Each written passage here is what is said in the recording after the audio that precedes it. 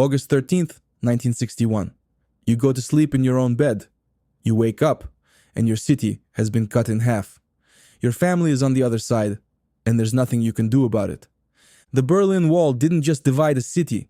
It ripped apart families, turned neighbors into enemies, and created the most dangerous border on Earth. For 28 years, people risked everything to cross it. Some made it, many didn't. But in 1989, something happened that nobody saw coming. The wall came down, and when it did, the entire world changed. This is the story of why it went up, how people fought against it, and the night everything fell apart. To understand the Berlin Wall, you have to go back to the end of World War II. Germany had just lost. The country was in ruins. Millions were dead. Cities were flattened, and the people who won the war had to decide what to do with what was left. The Allies had a plan. They split Germany into 4 zones. The Americans took one. The British took another. The French got a piece, and the Soviets controlled the East. Berlin, the capital, was right in the middle of the Soviet zone. But even Berlin got divided the same way. 4 sectors, 4 powers, 1 city. At first, it sort of worked. People could move between the sectors. You could live in the Soviet part and work in the American part. Families stayed together, but tensions were rising. The United States and the Soviet Union had been allies during the war, but now they were enemies. 2 superpowers with completely different ideas about how the world should work. Capitalism versus communism, democracy versus control. And Berlin became the place where those 2 worlds collided. By 1948, the Soviets wanted the Western powers out of Berlin. They blockaded the city, cutting off all roads, trains, and canals leading into West Berlin. No food, no fuel, no supplies. The Soviets thought the West would give up and leave. But instead, the Americans and British launched the Berlin airlift. For almost a year, they flew in everything the city needed.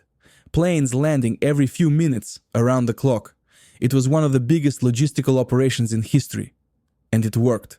The blockade failed. West Berlin stayed free. But the city was still divided. And by the late 1950s, something else was happening. People were leaving. Not just a few, thousands every single day. They were fleeing from East Germany into West Berlin. Doctors, engineers, teachers, young people with skills and dreams. They didn't want to live under communist rule. They wanted freedom. They wanted opportunity. And West Berlin was the escape route. Between 1949 and 1961, more than 2.5 million people left East Germany. That's almost 20% of the entire population. The East German government was hemorrhaging its best and brightest. The economy was struggling. The Soviet Union was furious. Something had to be done, and that something was brutal. The decision to build the wall wasn't made in East Berlin. It was made in Moscow. Soviet leader Nikita Khrushchev gave the green light. East German leader Walter Ulbricht had been begging for it. He needed to stop the bleeding. He needed to trap his people inside. The operation was top secret. Only a handful of people knew what was coming. On the night of August 12th, 1961, East German soldiers and construction workers were mobilized. Trucks rolled through the streets carrying barbed wire, concrete posts, and tools. At exactly 1 in the morning on August 13th, they started.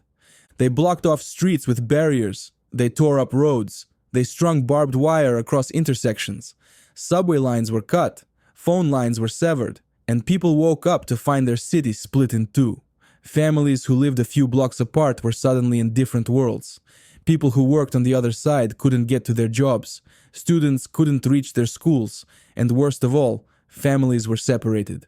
Parents from children. Husbands from wives. Brothers from sisters. At first, it was just barbed wire. But that was only the beginning. Over the next few days, weeks, and months, the East German government turned that wire into concrete. A real wall. And not just one wall. 2 walls, actually.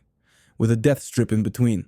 A stretch of open ground filled with sand so guards could see footprints.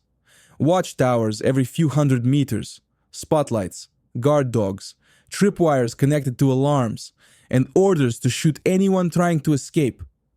The wall stretched for 96 miles around West Berlin. It wasn't just through the city center. It surrounded the entire western half, cutting it off completely from East Germany. West Berlin became an island of freedom inside a sea of communism, and the border became the deadliest in the world. People were desperate. They tried everything to escape. In the early days, before the wall was fully built, some jumped out of windows. Buildings along the border had their windows on the western side. People threw their belongings out first, then jumped. Some made it, some didn't. The East German government eventually bricked up those windows and evacuated the buildings. Then they demolished them. Others tried tunnels. Groups of people, sometimes with help from the west, dug under the wall. These weren't small tunnels. Some were hundreds of feet long, deep underground, with wooden supports and air shafts. Digging took months. It was dangerous. Tunnels collapsed. People got caught. But some tunnels worked. The most famous one, called Tunnel 57, helped 57 people escape in October 1964. Entire families crawled through the mud in the dark, not knowing if they'd make it. But they did. Some people built hidden compartments in cars. They hollowed out seats, dashboards, even fuel tanks. They packed themselves into spaces barely big enough to breathe, hoping the guards wouldn't find them. Some got through. Many were discovered. And when you were caught, the punishment was severe. Prison. Torture. Sometimes worse. There were hot air balloons. In 1979, 2 families built a homemade balloon out of raincoats and bed sheets. They waited for the right weather, then floated over the wall in the middle of the night. It took them 28 minutes. When they landed, they were in the West. Free. There were people who swam across canals, who crashed through border checkpoints in trucks, who ziplined across from rooftops. There was even a guy who drove a sports car so fast and so low that he slid under a barrier at a checkpoint before the guards could react. Every escape was a gamble, and not everyone made it. The East German border guards had orders, shoot to kill, and they did. People were shot in the back while running. They were shot climbing the wall. They were left to bleed out in the death strip while people on the western side watched, unable to help. The exact number of people killed trying to cross the Berlin Wall is still debated, but estimates range from 140 to more than 200. Each one was someone's child, someone's friend, someone who just wanted to be free. One of the most famous cases was Peter Fechter. He was 18 years old. On August 17, 1962, he and a friend tried to climb the wall. His friend made it. Peter didn't. He was shot in the pelvis and fell back into the death strip. He lay there for an hour, bleeding, crying for help. The East German guards didn't help him. The West couldn't reach him. He died in front of the world. Photos of his body were published everywhere. It became a symbol of the wall's cruelty. But life went on. People adapted. West Berlin became a strange, vibrant place. It was technically surrounded, isolated, but it was also free. Artists, musicians, students, and radicals flocked there. It became a hub of culture and rebellion. The Western powers poured money into it, making sure it survived and thrived as a symbol of freedom. Meanwhile, East Berlin remained gray, controlled, and watched. The secret police, the Stasi, had files on millions of people. Neighbors spied on neighbors. Trust disappeared. For decades, the wall seemed permanent. Leaders on both sides accepted it. President Kennedy visited in 1963 and gave his famous speech.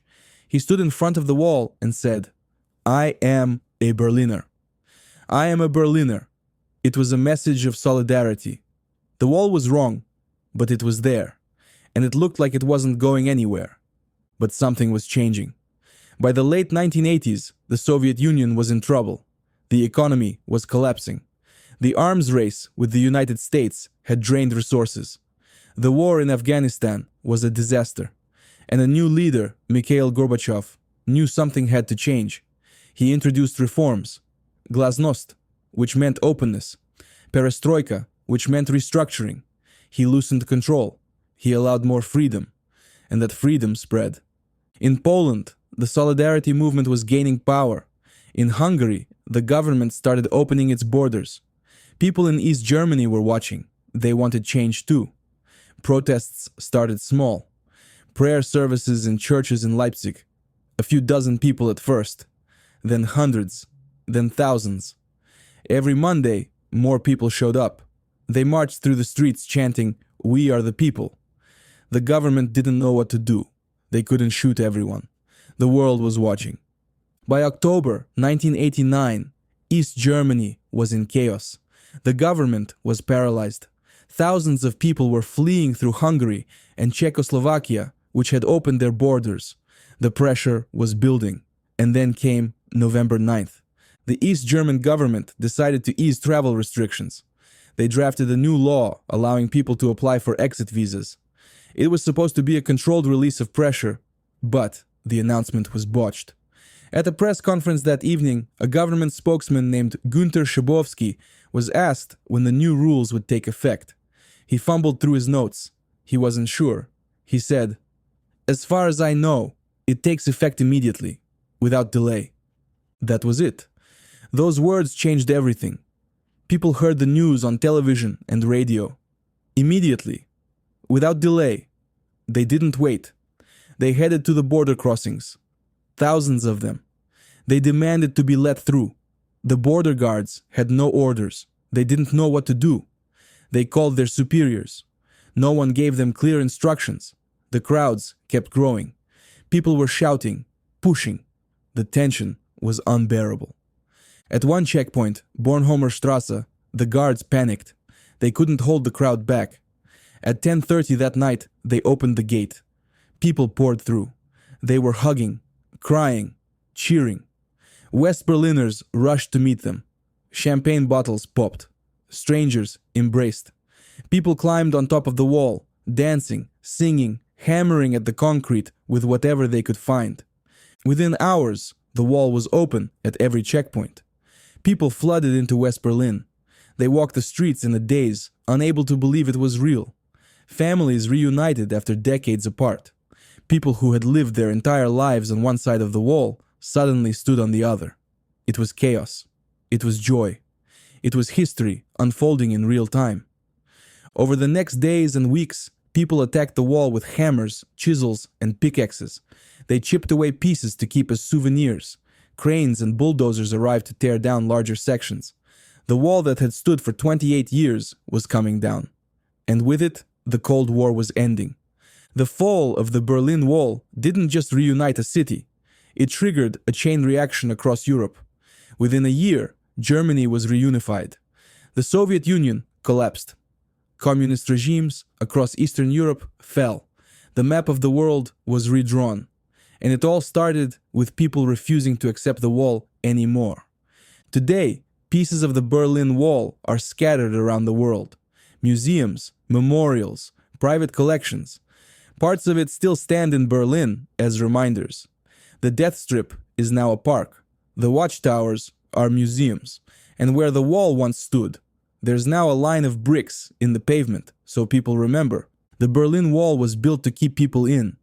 But in the end, it couldn't. Because walls can't stop ideas, they can't stop hope, and they can't stop people from demanding freedom. The wall stood for 28 years, but it took only one night for it to fall. And when it did, the world changed forever. If you want more Cold War stories, check out the next video.